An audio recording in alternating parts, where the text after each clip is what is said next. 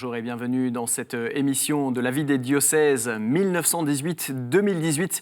Les nations ont commémoré ce dimanche 11 novembre les 100 ans de l'armistice, commémoration auquel l'Église catholique dans la Meuse s'est bien évidemment associée. Nous en parlerons largement dans cette émission.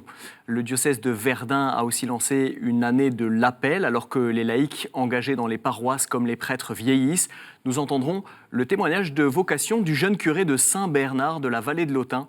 Focus aussi sur la paroisse de Stenay où l'attention aux non-chrétiens est devenue la priorité. Et nous recevons aujourd'hui Monseigneur Jean-Paul Guching. Bonjour Monseigneur. Bonsoir. Alors Monseigneur, vous êtes évêque de Verdun depuis 2014.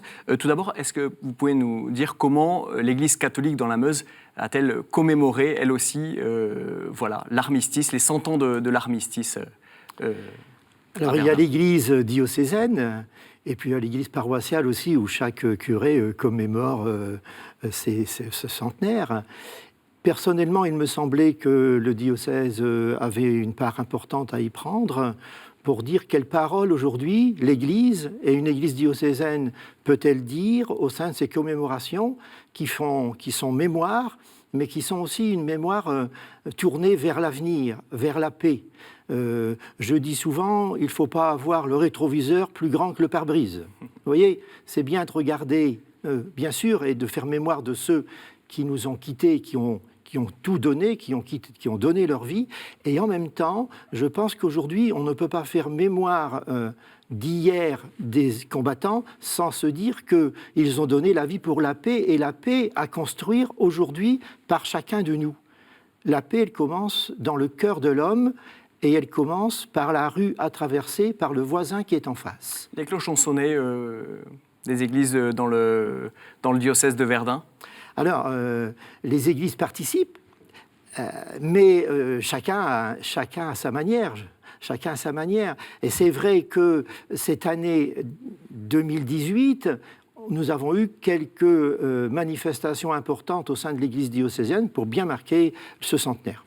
Alors justement, pour commémorer l'armistice, une soirée de prière en musique a aussi eu lieu dans une cathédrale de Verdun illuminée de 3000 bougies avec des textes de Poilu qui ont aussi été lus. Une soirée comme une ode à la paix, 100 ans après, on regarde.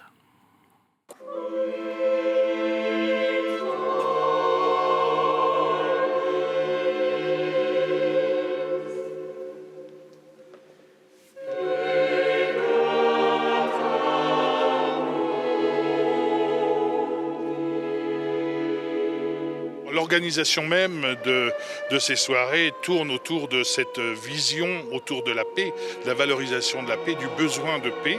Et surtout, nous avons mis l'un en face de l'autre la reine de la paix qui est Marie, dans le vieux chœur, qui fait face à son fils sur la croix, qui lui est prince de la paix.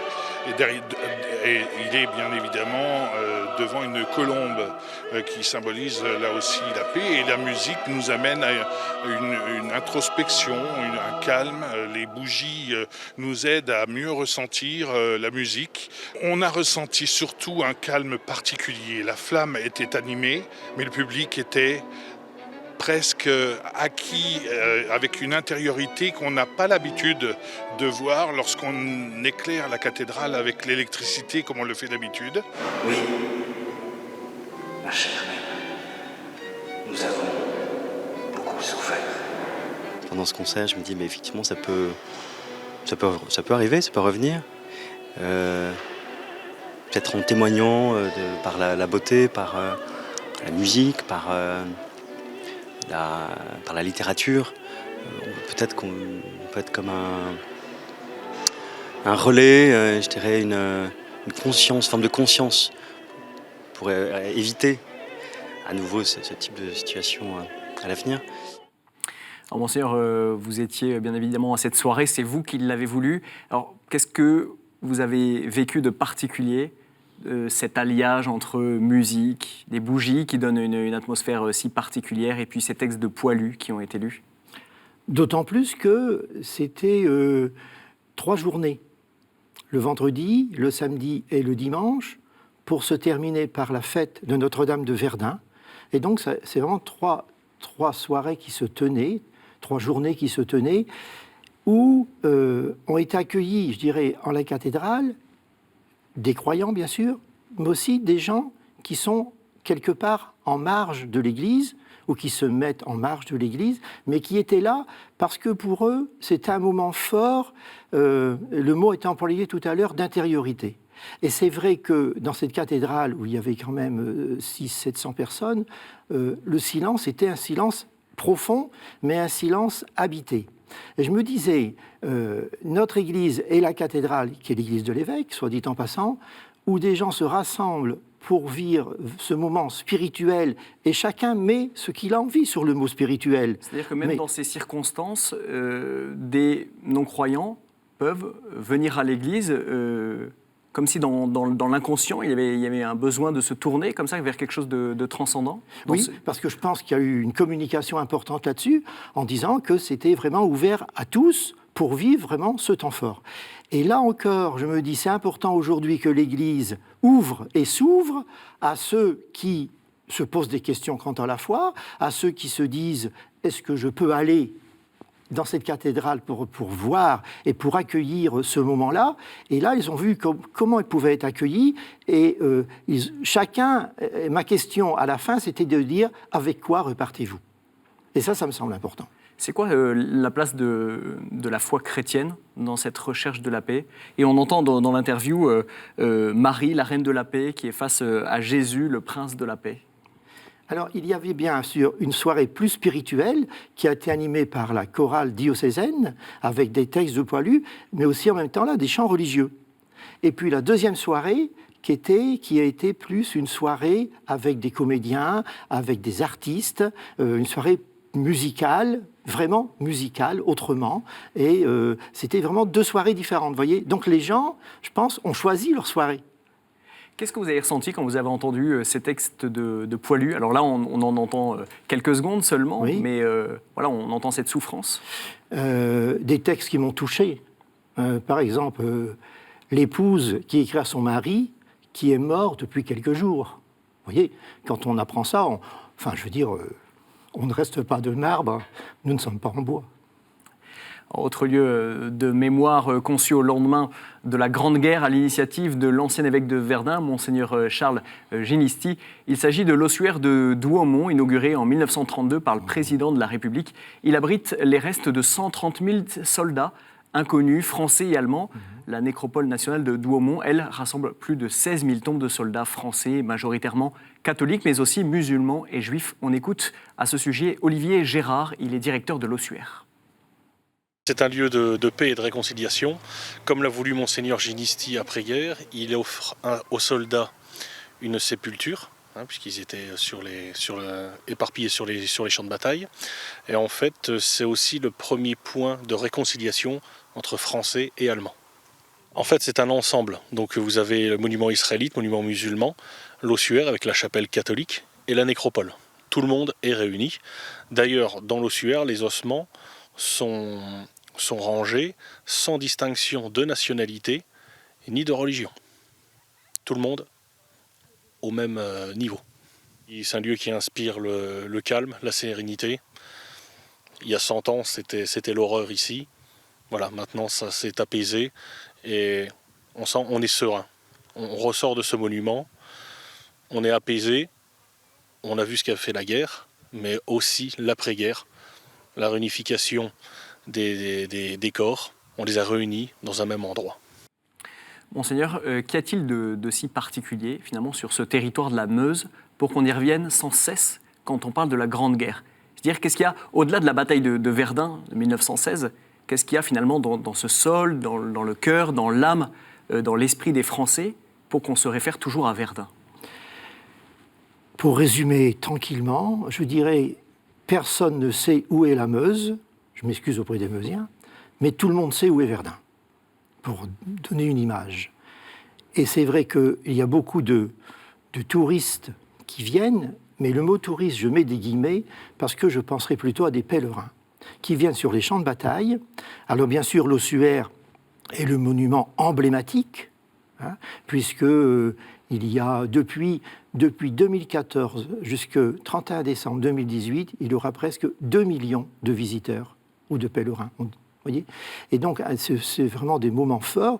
Et dans cet ossuaire quand nous venons, les gens viennent en silence. On demande rarement le silence se fait tout seul.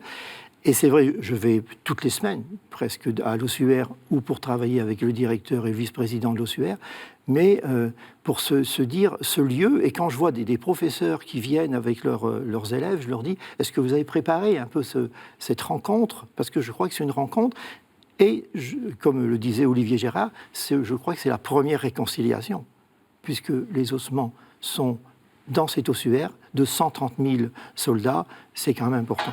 Alors la terre de la Meuse garde les stigmates de la guerre, bien sûr. Qu'est-ce qui marque aussi, on va dire, la conscience ou l'inconscient collectif? Je crois qu'il y a une image des champs de bataille et de Verdun qui imprègne les gens. Vous voyez, je crois que les gens ne viennent pas là au hasard. Ils viennent là parce qu'ils savent qu'il y a encore, bien sûr, les stigmates de la guerre. Il y a aussi un certain nombre de monuments. Il y a le mémorial de Verdun. Et tout cela, je veux dire, habite les gens. Et pour que, là encore, comme je le dis tout à l'heure, qu'ils repartent de Verdun ou du mémorial ou de l'ossuaire en disant aujourd'hui la paix est quelque part entre nos mains. C'est là-dessus que je dis les choses très souvent, pas tout à fait de la même manière, mais en se disant voilà, la guerre est là, on en voit encore les vestiges aujourd'hui, nous sommes venus nous recueillir sur la tombe des soldats, etc. Maintenant, comment avancer? Monseigneur, quel est le message finalement de l'ossuaire? On l'entend dans l'interview, il y a des juifs, musulmans, chrétiens qui sont enterrés au même endroit. Quelle est, on va dire, la portée prophétique pour notre monde d'aujourd'hui? La fraternité n'a pas de frontières, je le dirais ainsi, pour se dire que nous avons à tisser aujourd'hui, dans un monde quand même individualisme, donc quelque part qui va créer une certaine violence. Nous avons à reconstruire un tissu social entre nous, et je pense que l'Église peut aujourd'hui être au service de ce tissu social pour un vivre ensemble. Monseigneur, on a vu sur toutes les chaînes d'infos ces chefs d'État du monde entier réunis pour les commémorations. Qu'est-ce que ça a évoqué en vous comme sentiment? J'ai accueilli le président Hollande en 2016, le président Macron la semaine dernière, mardi dernier. Alors, on accueille le président de la République. Je pense qu'une des forces de la France sont ses institutions. Et en même temps, ça nous permet au moins d'échanger pendant 5 minutes quelques propos. Les propos que j'ai échangés avec le président Emmanuel Macron, c'était sur la paix et sur la réconciliation. Et il disait à 2 enfants qui étaient à côté de lui, maintenant, c'est à vous de jouer. Monseigneur, donc il y a les commémorations bien sûr du centenaire, mais il y a aussi la vie de l'Église, on va dire courante. Il y a cette attention notamment à l'annonce de l'Évangile, à la mission. Quels sont les besoins dans votre diocèse qui est très rural? Les besoins, ce sont, je dirais, des besoins de proximité. De proximité les uns avec les autres, pour vivre quelque part, comme nous appelle le pape François, une Église en sortie. Je veux dire, il faut à tout prix se dire que nous n'avons plus à attendre que les gens viennent chez nous. C'est fini, ça. C'est fini. Je crois qu'on a à sortir pour aller vers les gens et pour leur dire une parole qui est d'abord une parole humaine. C'est notre humanité qui parle. Et après, on verra une parole de foi. On va voir un exemple très concret de ce que vous venez de dire. Voilà, cette attention aux personnes non chrétiennes, une église en sortie, c'est devenu la priorité dans la paroisse de Stenay, à 45 km au nord de Verdun. C'est un reportage d'Ophélie Marien. Salut, tu connais ma fille? Bonjour. À Stenay, tout le monde le connaît. Le père Michael Joseph, ou Michael pour certains, est le curé de la paroisse depuis 6 ans. Ce prêtre de 43 ans a créé une association autour de Saint-Nicolas. Une façon de fédérer les habitants autour de cette figure emblématique de la région. Aujourd'hui, c'est le jour du grand quiz et le village est au rendez-vous. Quel fleuve peut-on traverser sur le pont suspendu de Bretonne? David est le voisin de Michael et il ne croit pas en Dieu. Ce qui ne l'empêche pas de discuter régulièrement avec lui. Il aime être au milieu des gens. C'est vraiment ça son truc, sa force c'est ça, c'est qu'il va se mettre au milieu. Et il ne va pas du tout chercher à avoir une position de recul ou quoi au cas. Son credo, c'est vraiment le vivre ensemble. Pas au milieu de ses ouailles, parce que ça serait restrictif, c'est être au milieu des gens, que ce soit ses ouailles ou pas, peu importe pour lui. Pour Michael, il faut aller chercher les gens hors des églises, là où ils se trouvent. Et on parle aujourd'hui de nouvelle évangélisation, je préfère parler moi de témoignage.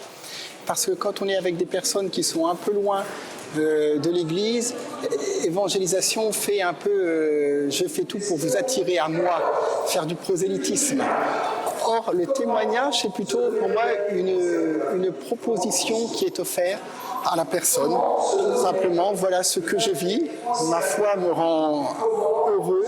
Et nos communautés chrétiennes ont un peu cette tentation qui voilà, c'est-à-dire on est peu nombreux, alors vite, on va s'enfermer entre nous, on va rester très très bien, puis on ne sort surtout pas, on va éviter même les autres. Mais non, si on est sûr de notre foi, pourquoi avoir peur? Allons-y, accueillons ce qu'est l'autre et accueillons aussi ce qu'il a à me dire sur Jésus-Christ.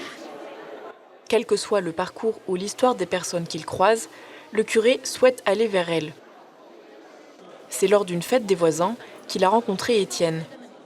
Je ne le considère pas comme le prêtre, je le considère comme un ami, vraiment un ami. Et il respecte tout à fait le fait que moi je ne vais pas à la messe. Pourtant j'habite tout près de l'église, mais bon, c'est tout.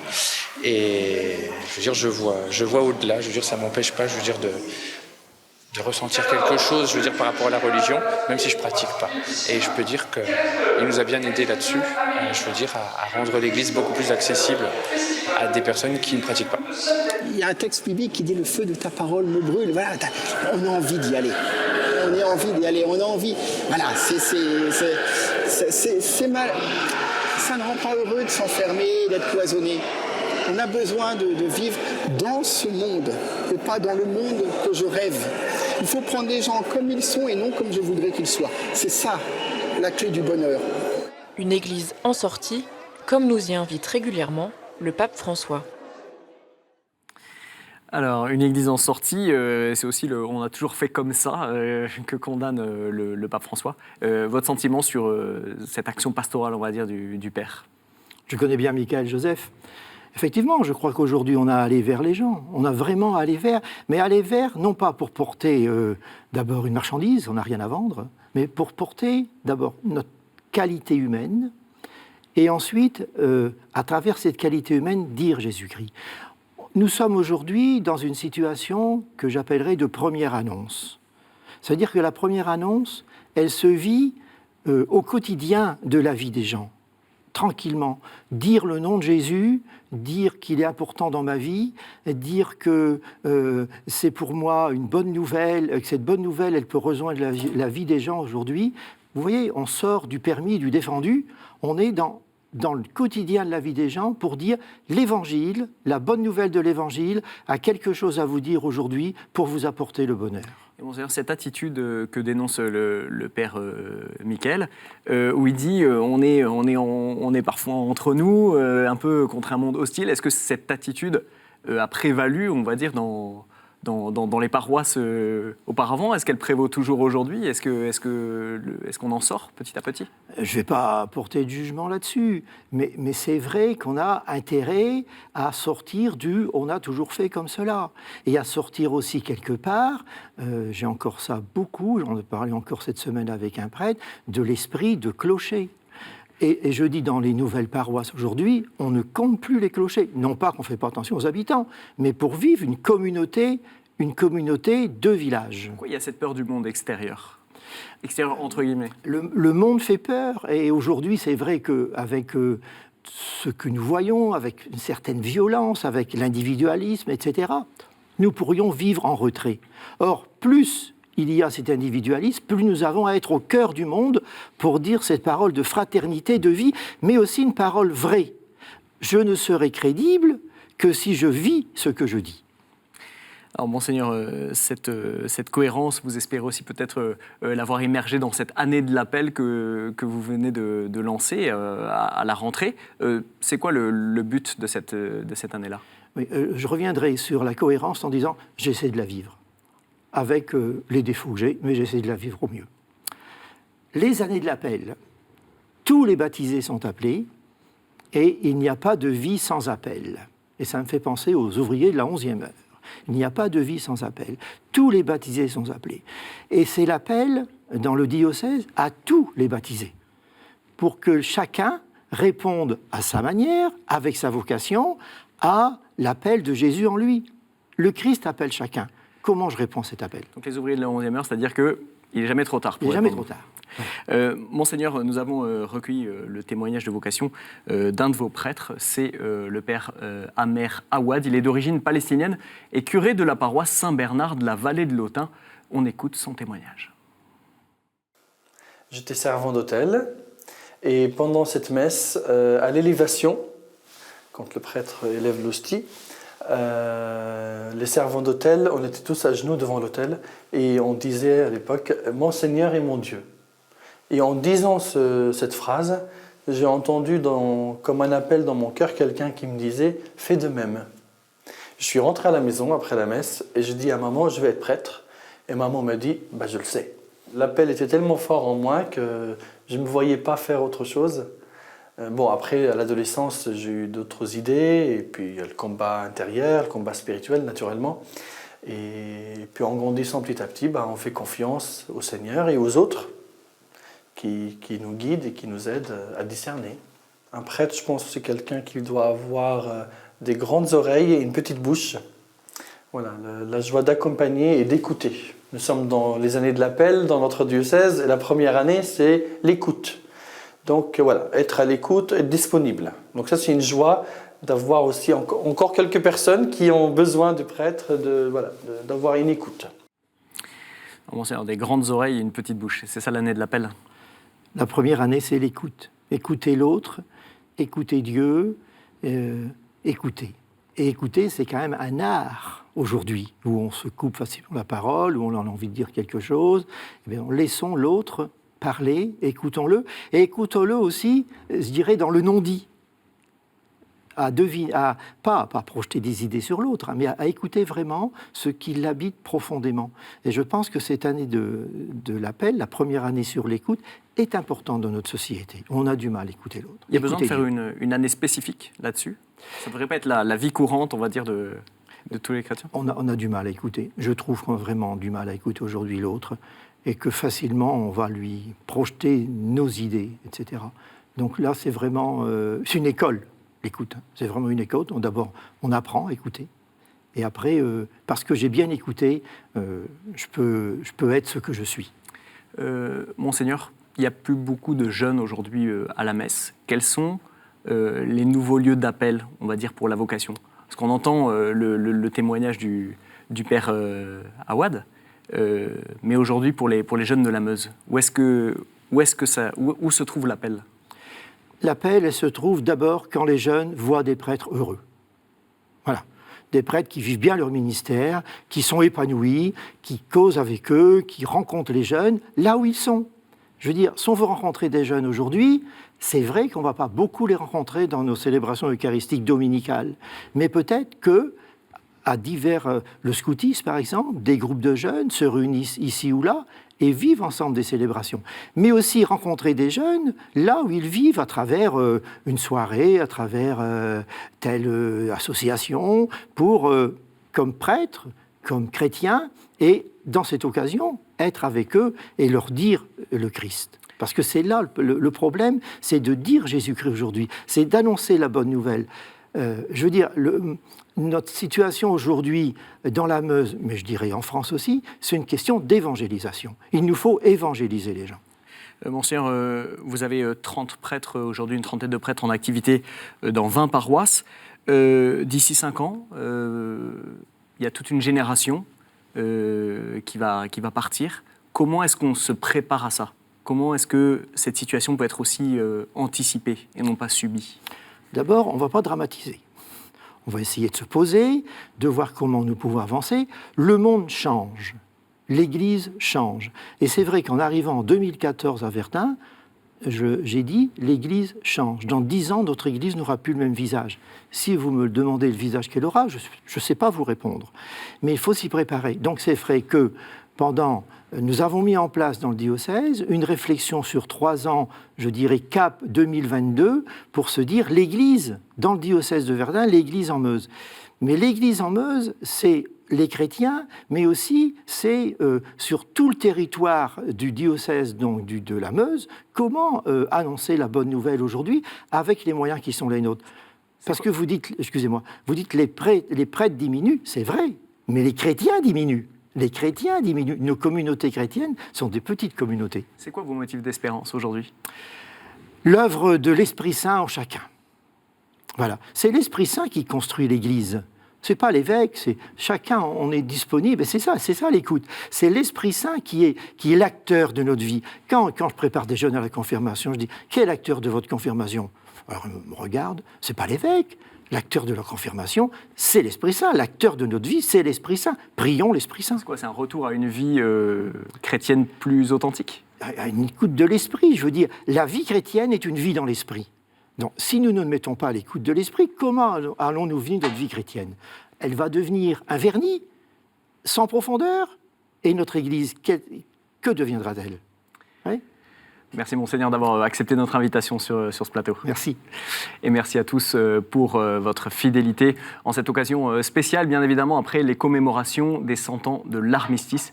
Alors si vous souhaitez suivre les actualités du diocèse de Verdun, je vous invite à vous rendre sur son site internet qui s'affiche sur vos écrans. Et pour revoir ce programme, rendez-vous sur le site de KTO, www.ktotv.com, une émission à partager largement autour de vous. À la semaine prochaine, au revoir.